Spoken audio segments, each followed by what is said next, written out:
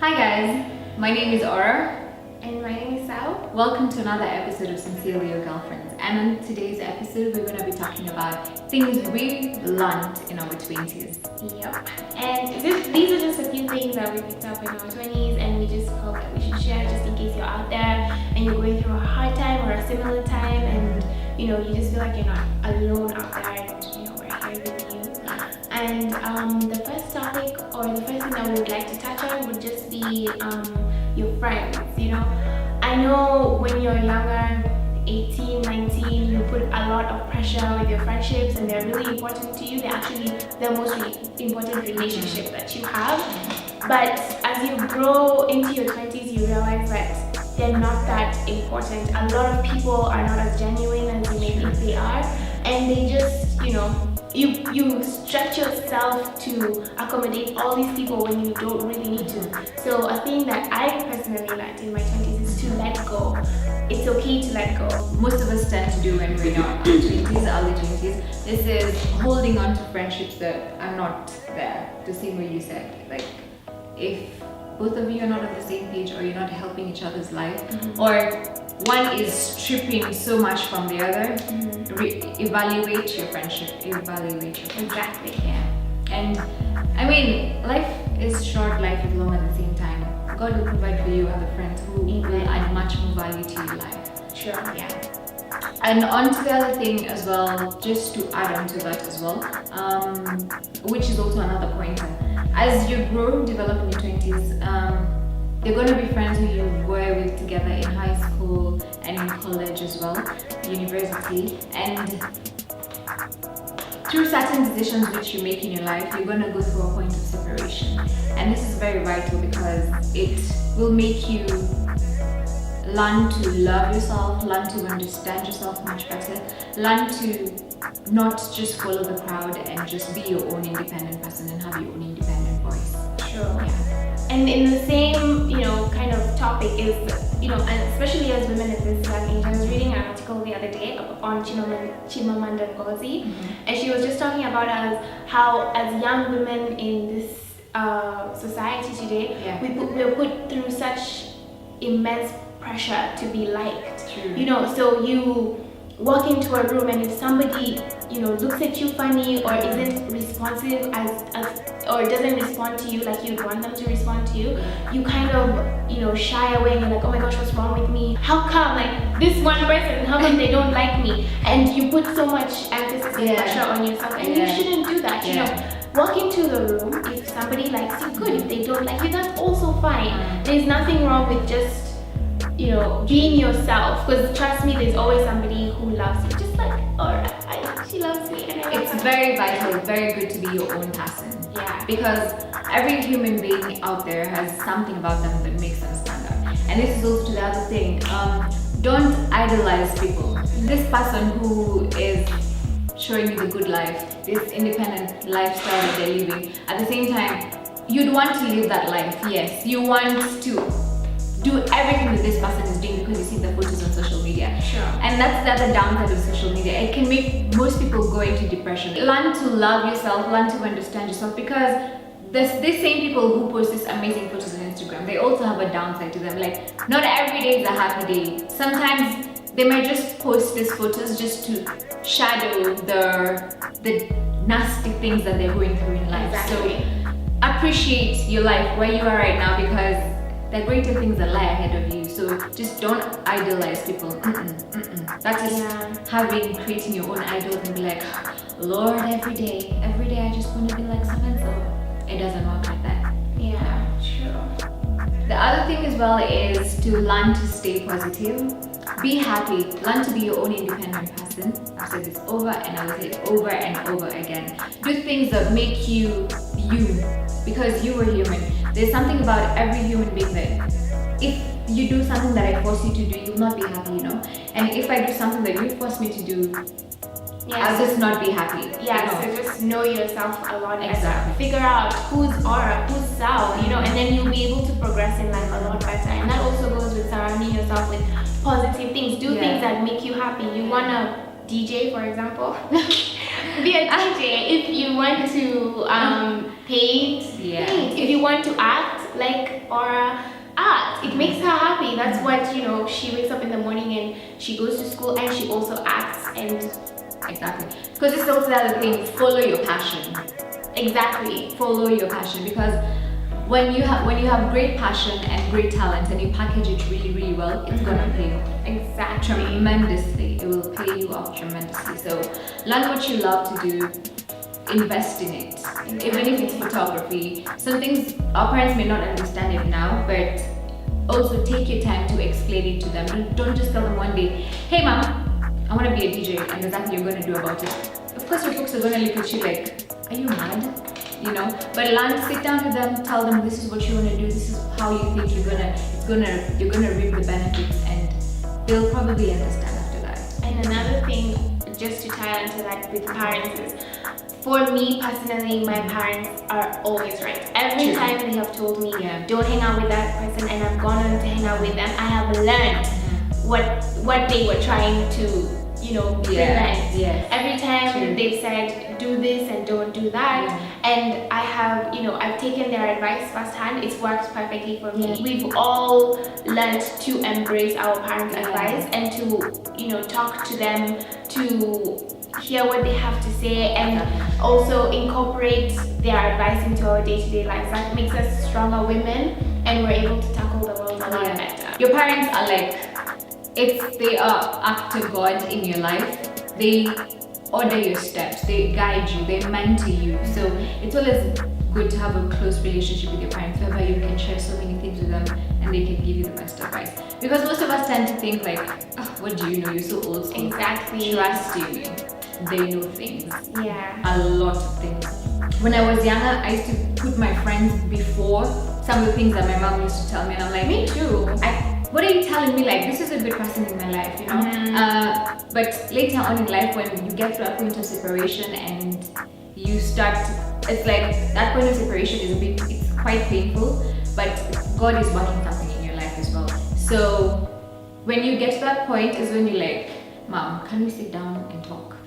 This also, not just with friendships, but with your relationship as well. You know, I think with the media, social media now, and just our fellow friends, we feel like, you know, you have to be in a relationship and just, you have to have a boyfriend and you have to have a girlfriend, and you're putting all these unnecessary pressures on yourself, and you're attracting all the wrong people. You know, why be in a relationship and you don't even know yourself? You don't love yourself, for example. Every time you wake up in the morning, you're like, oh my gosh, I'm so ugly. How do you think you can see the beauty in somebody else? So why not work on you, work on everything that's beautiful about you, bring it out so you see it, the world sees, and you have now an opportunity, the space to bring in somebody else into your life. You know, if you are, it's easier to be in a relationship with somebody if you know yourself. And also, I learned this personally. Try to keep your relationship and what's going on in your relationship between you and the person that you're dating. If you go around telling, even if it's your closest girlfriend, don't tell her everything, and don't tell your closest boy everything. Just kind of keep it between the two of you. Just keep some things to you. If he in the morning belched and I didn't like it, I don't think Aura needs to know that.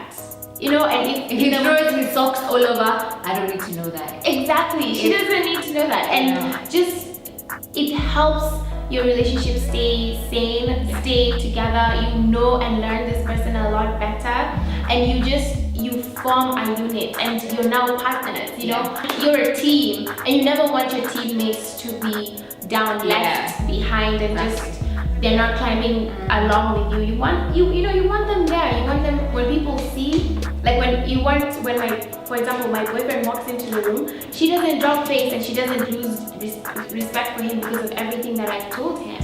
You want that mutual respect with everybody. That's very vital actually. And also the other thing whereby we learn in your 20s is never work for money. Money is good, but let it just not be your end game. Like, just let it not be your only focus, you know? I want to get into this because I'm 100 G's right now, you know? No, you have to start from somewhere. You actually do have to start from somewhere. And if you're really passionate about it, and let's say like you just entered and they're paying you, or they're actually not even paying you anything, but you're really passionate about it, work through it.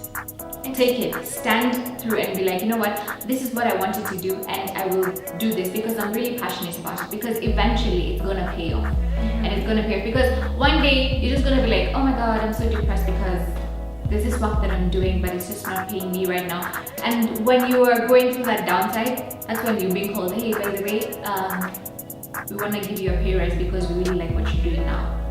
And you're like, wow, you know, because you've stuck and you've held on to what you really love. Even if you're in a company and it's like you earn almost 100 G's a month, but you're not happy, you're not even happy with that work environment that you're in, you're not even passionate about it, every morning you dread to go to work, that's not the place to be. And even if you want to quit the job, you have to have a strategic plan. Always have a plan A, plan B, plan C. Don't quit the job and say, you know what, I'm gonna stay at home and just wait for God's revelation upon my life. Someone just gonna knock and be like, hey, there's this job for you. No, always think smart, always have a strategic plan towards something that you're gonna aim for. So just don't work for money first, but be passionate about what you're doing and it's gonna really pay you off eventually. And gain a lot of experience. Experience is key, something no one can ever take away from you. That's yours to keep, it's essential, and every person is always looking for it. So make sure you back up that experience. Always be open to new opportunities. As well, you know, with, you know, you're talking about money, we should also, you know, talk about saving. I'm not big on saving. I don't save. I can't even save 20 shillings to save my life. I can't. I struggle. But one thing which I actually learned from my girlfriend, Hellen, she told me that she has a friend who every time she goes out, she makes sure that she spent a certain amount of money. What she usually does is she sets out her monthly budget and she says, in a month, I'm only going to use 5K. So if she goes out and she uses her whole 5K, that's it. She can't go back and be like, oh no, I want more or whatever it is. If it's March and March 1st, you use all your 5K until 31st and first April, you can't touch that money. And that's what I do now. So I set my budget. If it's 5K, I take her out and I use my 5K. Dude, that's it. Like, I have nothing. I can't do my hair, do my nails. I can't buy new clothes, buy new shoes. I can't do anything until April gets around. And it makes you disciplined and just more focused, and you save a lot more money. The other thing as well is to learn to make your money work for you. Don't just say, hey, I'm gonna mattress bank my money. And as I say, don't always put your eggs in one basket, which is very true. So if you have the different options of investing your money, which are all summed up through capital markets, so put like 20 G's, 50 G's somewhere, or even if you want to start with like 1,000 bob, it'll take you a long way. Learn to save, whereby you say this month I'm gonna save 1,000 bob and I accumulate this 1,000 bob and drop it somewhere, invest in it somewhere, and through that you're gonna see like interest just accumulating and accumulating, and in the end you will realize you're not spending your money on just too many material things which don't add value in your life. But besides that, it's like you're investing long term for your life. And you know, with all this and just being in your 20s, it can be a bit exhausting and draining and just too noisy. And sometimes you just need to go back and have that you time. Just, you know, be by yourself.